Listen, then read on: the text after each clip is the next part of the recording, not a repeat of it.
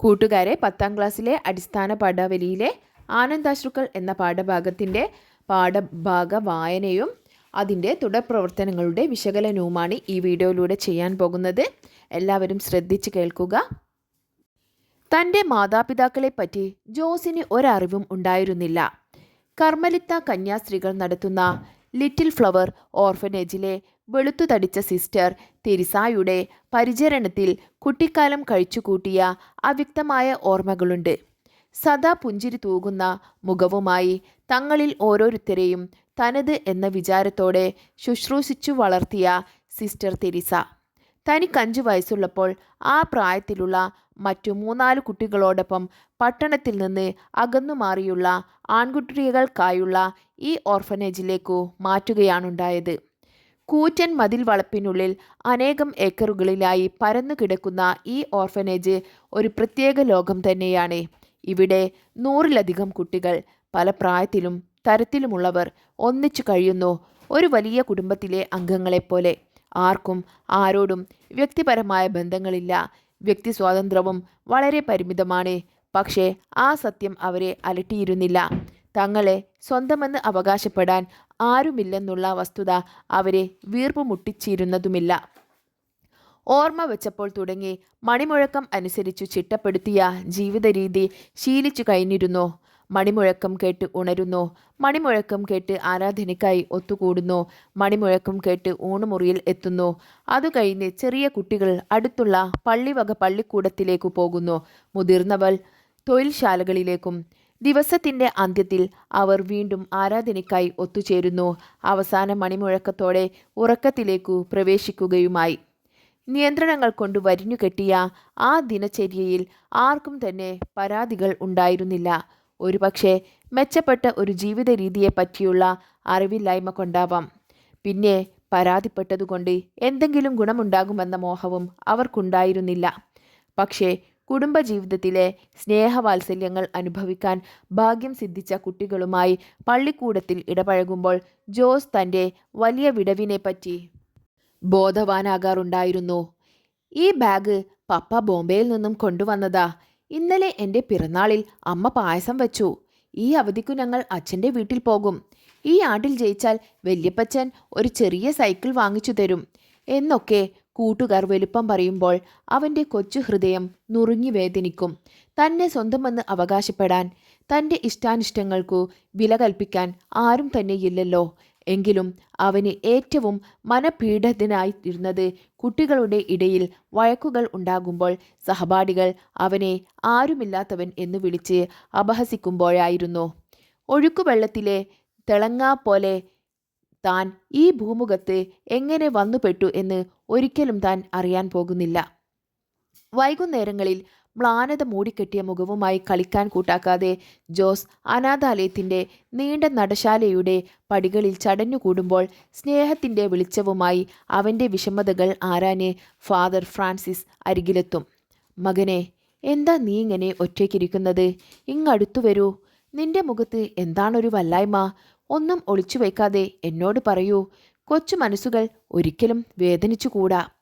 തൻ്റെ മനസ്സിൽ തിങ്ങിക്കൂടുന്ന അവ്യക്തമായ വേദനകൾക്കു വാക്കുകൾ കൊണ്ട് രൂപം നൽകാനാവാതെ അവൻ കുഴങ്ങുമ്പോൾ അദ്ദേഹം സാന്ത്വനപൂർവ്വം തോളത്ത് തലോടിക്കൊണ്ട് പറയും, മകനെ, നിന്റെ വിഷമം ഞാൻ മനസ്സിലാക്കുന്നു. പക്ഷേ നിനക്ക് ആരുമില്ലല്ലോ എന്ന് ഒരിക്കലും നിരാശപ്പെടരുത്. അതാ നോക്കൂ, ക്രൂശിക്കപ്പെട്ട യേശുവിൻ്റെ രൂപം. അശരണരുടെയും അനാഥരുടെയും ആശ്വാസം അവിടെയാണ്. പണത്തിനും പ്രതാപത്തിനും ബന്ധുക്കൾക്കും നൽകാൻ കഴിയാത്ത ആശ്വാസം നിനക്കവിടെ കണ്ടെത്താൻ കഴിയും. അദ്ദേഹം പറഞ്ഞതെല്ലാം പൂർണ്ണമായി മനസ്സിലാക്കാൻ അവന് കഴിഞ്ഞിരുന്നില്ല. എങ്കിലും ആ ക്രൂശിത രൂപത്തിൻ്റെ മുമ്പിൽ അവൻ ശരണം പ്രാപിച്ചു. ചെറുതും വലുതുമായ അവൻ്റെ ദുഃഖങ്ങൾ നിരത്തിവെച്ചു. എന്നും മുട്ടിപ്പായി അവന് ഒരു അപേക്ഷ ഉണർത്തിക്കാനുണ്ടായിരുന്നു. അനാഥനും അഗതിയുമായ തനിക്ക് പഠിച്ചുയരാനുള്ള മാർഗം തെളിച്ചു തരണേ. കിടക്കപ്പായയിൽ മുട്ടുകുത്തി അവൻ ഹൃദയം നൊന്തു പ്രാർത്ഥിച്ചു, ഈശോ തമ്പുരാനെ, എനിക്കു ക്ലാസ് കിട്ടണേ. നിം നിം നിം പ്രഭാതമണികൾ മുഴങ്ങുകയാണ്. അവൻ ചാടി എണീറ്റു. തൻ്റെ അരികിൽ ഉറക്കച്ചടവോടെ കിടന്നിരുന്ന പീറ്റർ പോലും എണീറ്റു വരാൻ കാത്തു നിൽക്കാതെ തിടുക്കത്തിൽ പ്രഭാത കർമ്മങ്ങൾ നിർവഹിച്ചു. ചാപ്പലിൽ എത്തി. പ്രഭാത പ്രാർത്ഥന കഴിഞ്ഞ് പുറത്തിറങ്ങിയപ്പോൾ ഫാദർ ഫ്രാൻസിസ് സുസ്മേരവദനായി ചാപ്പലിൻ്റെ നടിയിൽ തന്നെ നിൽപ്പുണ്ട്. അവൻ ബഹുമാനത്തോടെ കൈകൾ കൂപ്പി ഫാദറിനെ വന്ദിച്ചു. ഈശോ മിശിഹായ്ക്കു സ്തുതിയായിരിക്കട്ടെ. ഈശോ മിശിഹായ്ക്കു സ്തുതിയായിരിക്കട്ടെ മകനെ. നിന്റെ പ്രാർത്ഥന തമ്പുരാൻ കേട്ടിരിക്കുന്നു. ഇതാ നോക്കൂ. ലോഹയുടെ കീശയിൽ നിന്ന് അദ്ദേഹം പത്രമെടുത്ത് അവൻ്റെ നേരെ നീട്ടിപ്പിടിച്ചു. തൻ്റെ നമ്പറിനു മുകളിലുള്ള നക്ഷത്ര ചിഹ്നത്തിൽ അവൻ്റെ കണ്ണുകൾ തറച്ചു നിന്നു. മനസ്സിൽ ഉന്മേഷം പതഞ്ഞു പൊങ്ങി. അടുത്ത ക്ഷണം അവൻ കണ്ണുകൾ ഉയർത്തി ഫാദർ ഫ്രാൻസിസിനെ നോക്കി. തൻ്റെ ഭാവി എന്താണെന്ന് അറിയാനുള്ള ആകാംക്ഷയോടെ. അതേപ്പറ്റി തുറന്നു ചോദിക്കാൻ ധൈര്യം പോരായിരുന്നു. അദ്ദേഹം പുഞ്ചിരി തൂകിക്കൊണ്ട് പറഞ്ഞു, വരൂ ജോസ്, എൻ്റെ മുറിയിൽ വരൂ. വിറയാർന്ന കാൽവയ്പോടെ ജോസ് അദ്ദേഹത്തെ അനുഗമിച്ചു. ഭാവിയെപ്പറ്റിയുള്ള ഉത്കണ്ഠയോടെ മനസ്സു പിടയുകയായിരുന്നു. അവൻ അകത്തു കടന്നപ്പോൾ അദ്ദേഹം വാതിൽ ചാരി. എന്നിട്ട് അവനെ അരികിലേക്ക് വിളിച്ചു. ജോസ്, ഇങ്ങടുത്തു വരൂ. നിന്റെ മനസ്സിലെ ആലോചനകൾ എന്തൊക്കെയാണെന്ന് എനിക്കറിയാം മകനെ. നീ ആശിക്കുന്നതുപോലെ നിന്നെ തുടർന്ന് പഠിപ്പിക്കണമെന്നാണ് എൻ്റെയും ആഗ്രഹം. ഫാദർ ജോസഫും അതിനെ അനുകൂലിക്കുമെന്ന് എനിക്കുറപ്പുണ്ട്. ജോസിൻ്റെ കണ്ണുകളിൽ ആനന്ദാശ്രുക്കൾ നിറഞ്ഞു. അദ്ദേഹം വാത്സല്യപൂർവ്വം അവൻ്റെ തോളിൽ തട്ടി. ജോസ്, നന്നായി വരുമെന്ന് എനിക്ക് തീർച്ചയുണ്ട്. എൻ്റെ എല്ലാ കഴിവുകളും ഉപയോഗിച്ച് ഞാൻ അതിനു ശ്രമിക്കുകയും ചെയ്യും. വീടും കുടുംബവും ഉപേക്ഷിച്ച് യേശുവിൻ്റെ വേലക്കായി ഇറങ്ങിയവനാണ് ഞാൻ. എന്നെ സംബന്ധിച്ചിടത്തോളം എല്ലാവരും ഒരുപോലെ തന്നെയായിരിക്കേണ്ടതാണ്.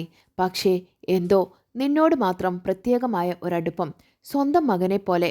വികാരനിർഭരമായ സ്വരം പെട്ടെന്ന് നിയന്ത്രിച്ചിട്ട് അദ്ദേഹം തുടർന്നു. അതുപോട്ടെ, ഇവിടെ കോളേജ് ഇല്ലാത്തതുകൊണ്ട് ചങ്ങനാശ്ശേരി സെൻറ്റ് പീറ്റേഴ്സ് കോളേജിൽ ചേർത്ത് പഠിപ്പിക്കാനേ നിവൃത്തിയുള്ളൂ. അപ്പോൾ ഹോസ്റ്റലിൽ താമസിക്കേണ്ടി വരും. ഏതായാലും നീ ഭാവിയെ ഓർത്ത് വിഷമിക്കണ്ട. എല്ലാം നീ ആശിച്ചതുപോലെ ശരിപ്പെടും. ഫാദർ ഫ്രാൻസിസിനെ ഒന്നുകൂടി വന്ദിച്ചിട്ട് അവൻ മുറിക്കു പുറത്തു കടന്നു. ആഹ്ലാദം കൊണ്ടവൻ വീർപ്പ് മുട്ടുകയായിരുന്നു. ഡൈനിങ് ഹാളിൻ്റെ പടികളിൽ പീറ്റർ അവനെ കാത്തു നിൽപ്പുണ്ടായിരുന്നു. തനിക്ക് കൈവന്ന ഭാഗ്യം തൻ്റെ കൊച്ചു സുഹൃത്തിനെ അറിയിക്കാനുള്ള അക്ഷമയോടെ അവൻ വേഗം നടന്നു. പക്ഷേ ജോസ് എന്തെങ്കിലും പറയുന്നതിന് മുൻപ് തന്നെ പീറ്റർ വിളിച്ചു ചോദിച്ചു, ജോസേട്ടൻ ഇതുവരെ എവിടെയായിരുന്നു? കാലത്തെ പത്രം വന്നു കാണും. ഫാദറിൻ്റെ മുറിയിൽ പോയി റിസൾട്ട് നോക്കണ്ടേ? ഞാൻ ഫാദറിൻ്റെ അടുക്കൽ നിന്ന് തന്നെയാണ് പീറ്റർ വരുന്നത്. നിന്റെ പ്രാർത്ഥന മാതാവ് കേട്ടിരിക്കുന്നു. എന്നിട്ട് ഒറ്റ ശ്വാസത്തിൽ ഫാദർ ഫ്രാൻസിസ് പറഞ്ഞതൊക്കെ പീറ്ററിനെ പറഞ്ഞു കേൾപ്പിച്ചു. അവൻ സന്തോഷം കൊണ്ടു തുള്ളിച്ചാടിപ്പോയി. എൻ്റെ ജോസേട്ടാ, ഇനി എന്തു വേണം? രണ്ടുപേരുടെയും കണ്ണുകൾ നിറഞ്ഞൊഴുകി ആനന്ദാശ്രുക്കൾ. സാറ തോമസിൻ്റെ മുറിപ്പാടുകൾ എന്ന നോവലിൽ നിന്നെടുത്ത ഭാഗമാണ് ഈ കഥ.